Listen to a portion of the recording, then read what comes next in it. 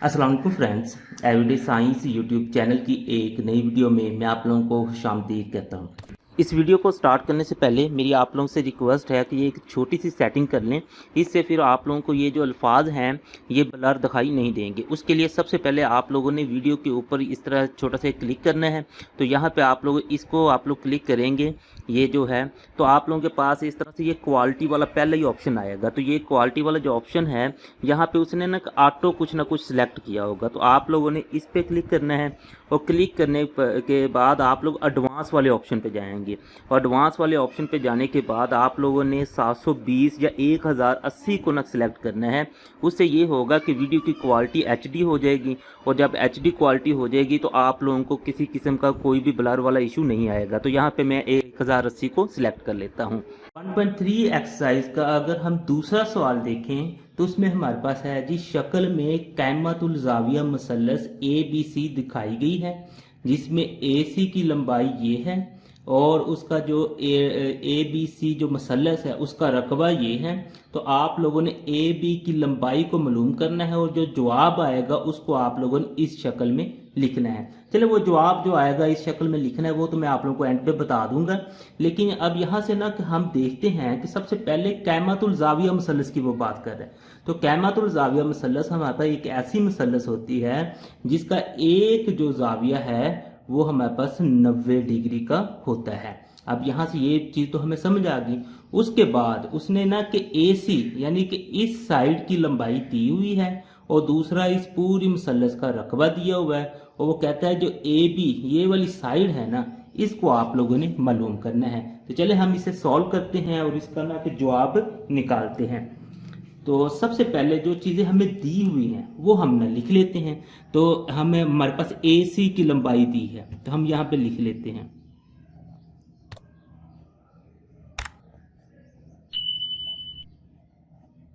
तो AC की हमारे पास लंबाई है ये वाला, तो ये हम ना इसी तरीके से लिख लेंगे।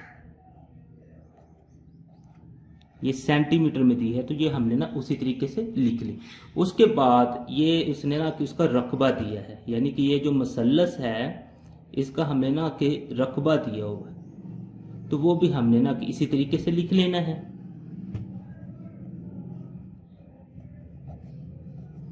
अच्छा, इसको जब आप लोग लिखे ना तो ये आप लोगों के पास 15 है तो इसकी आप लोगों ने ना कि फैक्टराइजेशन यानी कि तर्जीह कर लेनी है ताकि नेक्स्ट जब हम इसे हल करें तो हमें किसी किस्म का कोई भी मसला ना आए।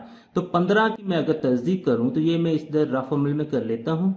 तो वो मेरे पास निकलती है 3 5 15 और 5 1 5, यानी कि ये जो 15 का जज़र है इसको मैं लिख सकता हूँ 3 ज़रब 5 का जज़र। तो मजीद इसको मैं लिख सकता हूँ 3 का जज़र और 5 का जज़र। अब 15 के जज़र की जगह मैं ये लिख सकता हूँ 3 का जज़र ज़रब 5 का जज़र। तो ये मैं इधर लिख देता हूँ। तो ये इस तरीके से मेरे पास आ जाएगा 3 का जज़र ज़रब 5 का जज़र। तो बाकी ये सारा कुछ उसी तरीके से। तो ये हमारे पास ना कि कुछ आ गया इसका जो रकबा था। अब नेक्स्ट ना कि हमने उसके ना कि ज़िला AB की ना लंबाई मालूम करनी है। तो अगर मैं ना कि इसका एक फार्मूला होता है, इसका जो रकबा होता है ना, हम ना कि इसको लिखें, इसका जो रकबा है तो वो हमारे पास होता है जी 1/2 ज़रब हमारे पास कायदा ज़रब अमूद। तो ये हम ना कि इसका फार्मूला लिख लेते हैं, फिर इनकी ना कीमतें पुट करते हैं। तो ये जो ABC का रकबा है वो तो ये है हमारे पास, ये यहाँ से हम ना कि लिख लेते हैं। ये सेंटीमीटर वगैरह अब नहीं लिखते, ये एंड पे हम ना कि इसका ये जो यूनिट होता है ये एंड पे लिख लेंगे।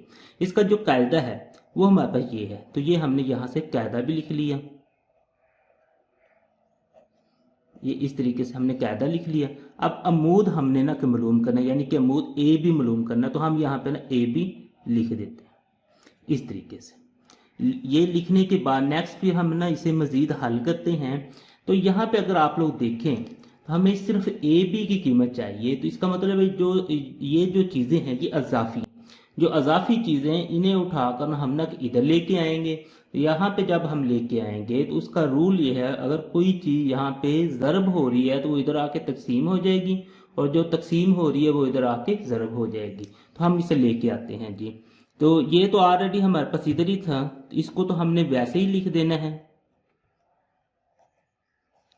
अब ये जो 2 था इधर तकसीम हो रहा था, इधर आके हमारे पास ज़रब हो गया, और ये जो था ये ज़रब हो रहा था, ये इधर आके हमारे पास तकसीम हो गया।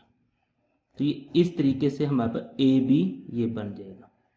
तो इसको ना थोड़ा सा मैं ना के सीधा करके लिख लेता हूँ, यानी कि ए बी को इधर लिख दूँ, इसको इधर लिख दूँ, ताकि बाद में ना मुझे हल करने में ना किसी किस्म का कोई मसला ना आए।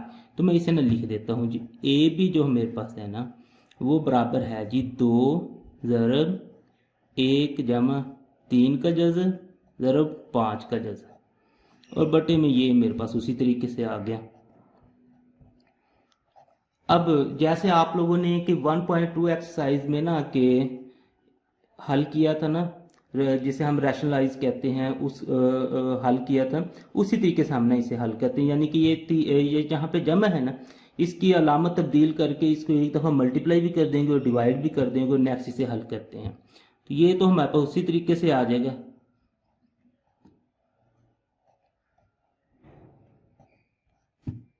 ये बटे में भी उसी तरीके से। अब इसको हम ना के लिख देते हैं जी। इसे हमने ना के मसलन इसकी अलामत चेंज करके ज़रब भी दे देनी है और माइनस भी, ज़रब भी दे देनी है और तकसीम भी कर देना, इस तरीके से। अब इनको थोड़ा सा इकट्ठा करते हैं ताकि फिर ना के ज़रब देना हमारे लिए इजी हो जाए। तो हमने इनको इस तरह इकट्ठा करके लिख देते हैं।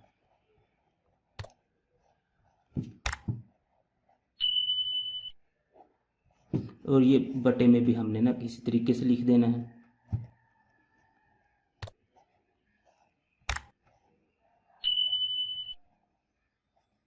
ये इस तरीके से आप लोगों ने ये सारा लिख देना है। अब लिखने के बाद ऊपर वाले को, इन दोनों को हमने मल्टीप्लाई कर लेना है और नीचे वालों को मल्टीप्लाई कर लेना है। तो ऊपर वाले को एक एक को हम ना के सबके साथ मल्टीप्लाई करते हैं। ये 2 तो उसी तरह से रहेगा, ब्रैकेट के अंदर ही हम इन दोनों को ना मल्टीप्लाई करते हैं। सबसे पहले हम ना कि इस एक को लेते हैं, इन दोनों के साथ ज़रब देंगे, फिर इन दोनों को लेंगे और इन दोनों के साथ ज़रब देंगे। एक को तो आप लोगों को पता है कि किसी के साथ भी ज़रब दें तो जवाब वही आ जाता है, तो ये तो तब्दीली ला ही नहीं सकता। तो यानी कि ये 3 का जज़र भी वैसे आ जाएगा और माइनस में 5 का जज़र भी वैसे ही आ जाएगा। अब हमने ना कि 3 का जज़र और 5 के जज़र को लेना है, पहले इसके साथ ज़रब देनी है, फिर इसके साथ ज़रब देनी है। तो सबसे पहले इसके साथ मैं ना ज़रब देता हूँ। तो यहाँ पे ना कि आप लोगों ने थोड़ा सा काम ना कि रफ अमल में ही कर लेना है। तो यहाँ पे मैं चले आप लोगों को ना समझा देता हूँ कि ये हम ना क्या लेते हैं कि एक दफ़ा ना रफ अमल के लिए है। तो यहाँ पे ना कि हम ना कि इतना काम ना रफ अमल में करते हैं। तो देखें हमने ना कि 3 का जज़र ज़रब 5 के जज़र को ज़रब देनी है 3 के जज़र के साथ। तो ये देखें 3 का जज़र हमारे पास 2 दफ़ा आ गया, यानी कि 3 के जज़र का स्क्वायर हो जाएगा और 5 का जज़र तो वैसे ही आ जाएगा। ये स्क्वायर जज़र के साथ कट गया, तो इसका जो जवाब आएगा वो हमारे पास आएगा 3 5 का जज़र।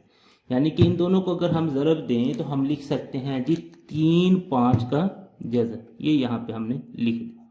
उसके बाद ये जमा है, ये माइनस है, तो इसका जवाब तो माइनस में आएगा। अब इसको हमने इसके साथ ज़रब देनी है, तो इसको हम ज़रब दे के देखते हैं जी। 3 का जज़र ज़रब 5 का जज़र तो उसी तरह से आएगा। अब ज़रब देनी है हमने 5 के जज़र के साथ। तो ये 3 का जज़र तो चले हमारे पास उसी तरीके से आ गया, और ये 5 के जज़र का स्क्वायर हो जाएगा। तो ये स्क्वायर जज़र के साथ कट गया, तो इसका आंसर आ जाएगा 5 3 का जज़र। यानी कि अब यहाँ पे हम लिख देंगे 5 3 का जज़र। ये इस तरीके से हमने लिख देना है। तो ये तो हमारे पास ना कि सारा सॉल्व हो गया। अब नीचे ये देखें आप लोग, एक दफ़ा जमा में है और एक दफ़ा आप लोगों के पास ये माइनस में है। तो ये वाला हमारे पास फार्मूला लग जाएगा। ये जो आप लोगों के पास फार्मूला होता था ए जमा बी ए माइनस बी, तो ये हमारे पास होता है ए की 2 माइनस बी की 2। तो इसमें इस केस में भी हमारे पास बिल्कुल उसी तरीके से ये फार्मूला लग जाना है, यानी कि 3 के जज़र का स्क्वायर माइनस 5 के जज़र का स्क्वायर। अब ये स्क्वायर इस जज़र के साथ कट जाना है और ये स्क्वायर इस जज़र के साथ कट जाना है। तो आगे हमने किसे मज़ीद हल कर देते हैं। तो हमारे पास ये ए बी जो है साइड वो बराबर में आ जाएगी, ये 2 उसी तरीके से ये वाला जो है।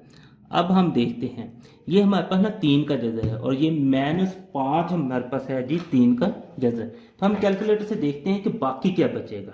तो बाकी हमारे पास बचेगा जी, हमारे पास ये 3 का जज़र 1 है और दूसरा जो है वो -5 है। 1 - 5 करें तो जो हमारे पास -4 आ जाता है, यानी कि -4 3 का जज़र ये बच गया। अब इसको हल करते हैं, -1 है ये -1 है और जमा का मेरे पास ये 3 है, तो ये मेरे पास बच गया जी जमा का 2, यानी कि 2 5 का जज़र बच जाएगा। तो इनको ना जो एक जैसे जज़र में रकमें होती हैं उनको हम ना कि उनके जो सामने खड़े होते हैं ना उनको हम जमा मैनेज कर सकते हैं। यानी जैसे हम ना कि x 2x और 5x, अगर x और x एक जैसे हैं तो 5 और 2 हमारे पास 7 हो जाते हैं, ये बिल्कुल उसी तरीके से हल हो जाते हैं।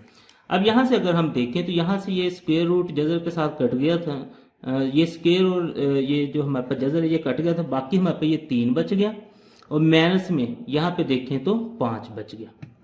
तो आगे मज़ीद इसे सॉल्व करते हैं, तो ये 2 तो चले हमारे पास उसी तरीके से आ रहे हैं, तो -4 3 का जज़र उसी तरीके से, जमा 2 5 का जज़र भी उसी तरीके से। अब इसे नीचे हल करते हैं, 3 - 5 है, तो आप लोग डायरेक्ट किसी को बिना लिखे आप यहाँ कैलकुलेटर पे जाएं, 3 - 5 लिखें, वो आप लोग को आंसर देगा जो वो लिख देना। इस केस में हमें आंसर दे रहा है -2, तो हमने यहाँ पे -2 लिख देना है।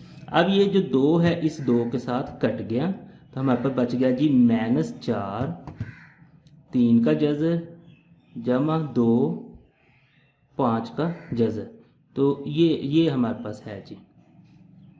और नीचे ये जो है ये हमारे पास -1 बच गया। ये जो माइनस है ये ऊपर चली जाएगी, यानी कि हम कहते हैं माइनस इस तरीके से आ जाएगी।